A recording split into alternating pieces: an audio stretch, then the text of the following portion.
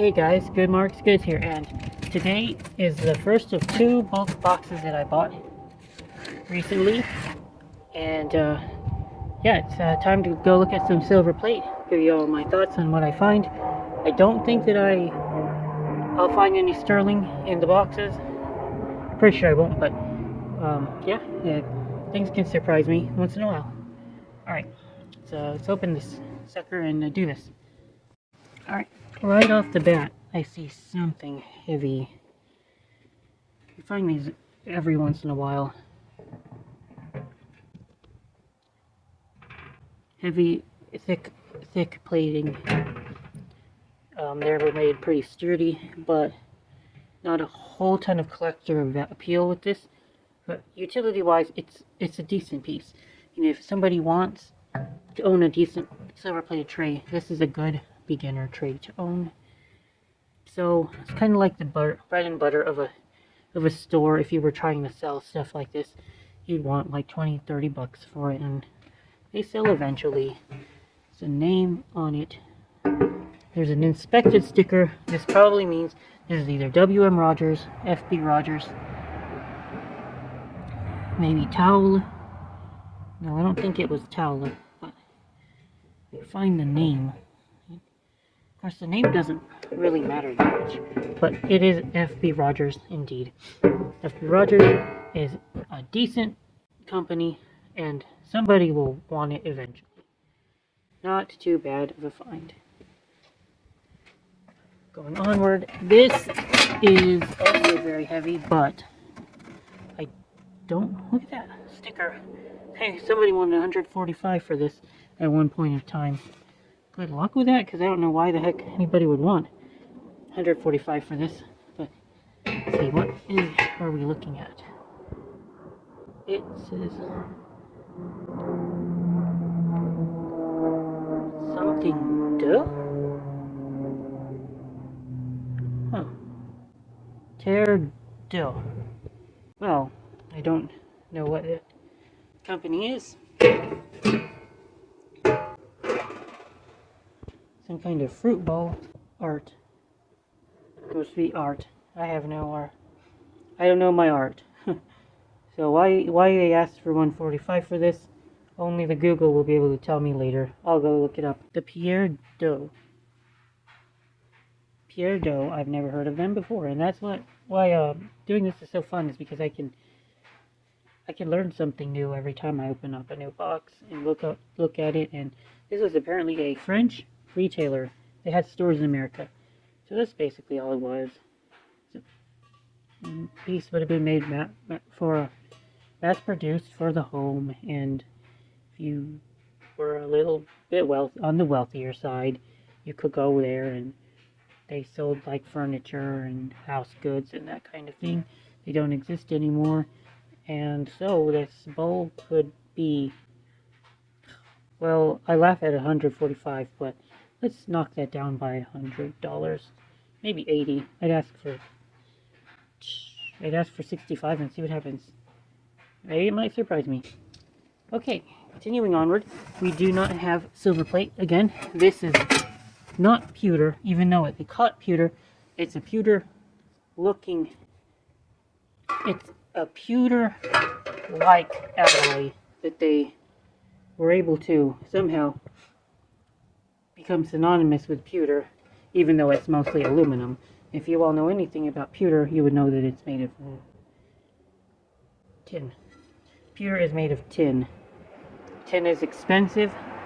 The third most expensive metal, really, after silver. Sometimes that's actually nickel. Sometimes it's tin. It just kind of depends on the time. But RWP, Wilton. I've found plenty of Wilton before. It doesn't sell that well, but again, as a utility piece, it might be worth trying to sell it for about 10-15 bucks. Moving onward, this is also not Silverplate, more probably aluminum. It's a tray with a well here, and it's Wagner ware. Wagnerware. Sizzling steak platter. Oh, okay. I've seen one of these before. Didn't sell for very much. Or wouldn't sell for very much, but I'll look up the price. I don't think it's worth more than 20 bucks. So we see, this is what would have caught my eye when I bought the box.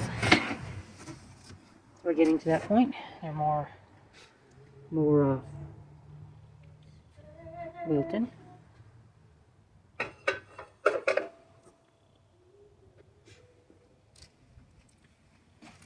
Looks like there's more Wilton or non-silver plate here. Ooh, sorry about the glare, guys.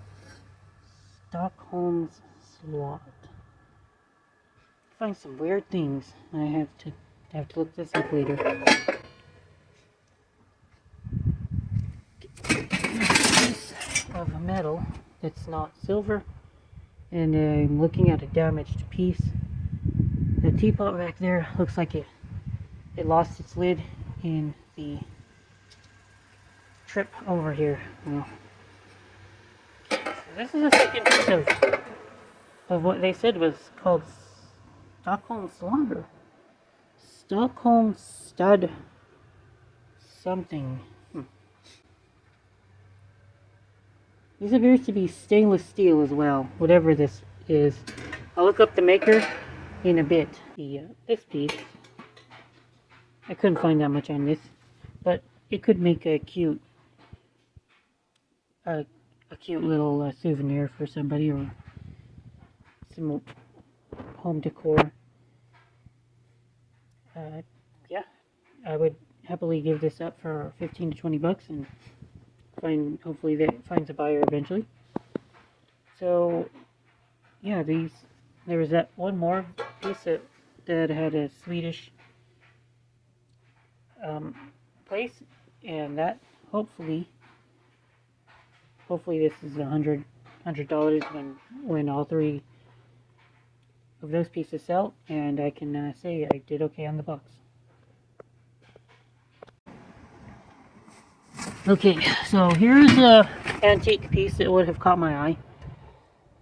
Very beautiful. That right here.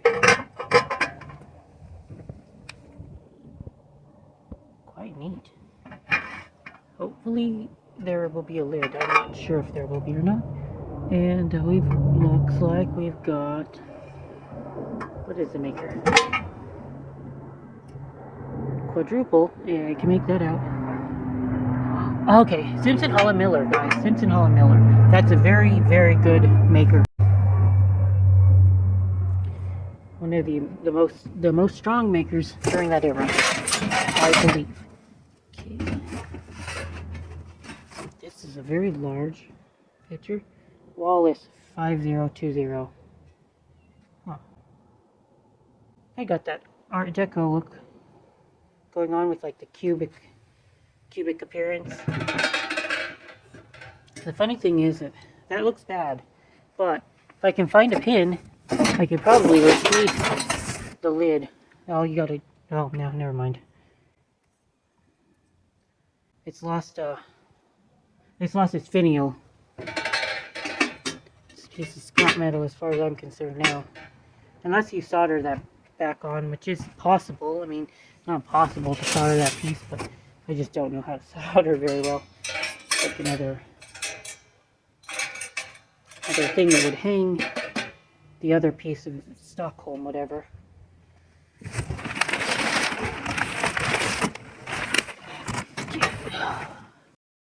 This is something on copper. Silver and copper, I'm sure. Very small maker's mark. Give me a minute, guys. It says Sumps. S-U-M-P-S. Like, who the heck? Sumps B? Never heard of that before. To look that up too. Oh, all the research I do after a box is like a lot of work, guys. Here is a wonderful tray It looks like it will make great scrap metal.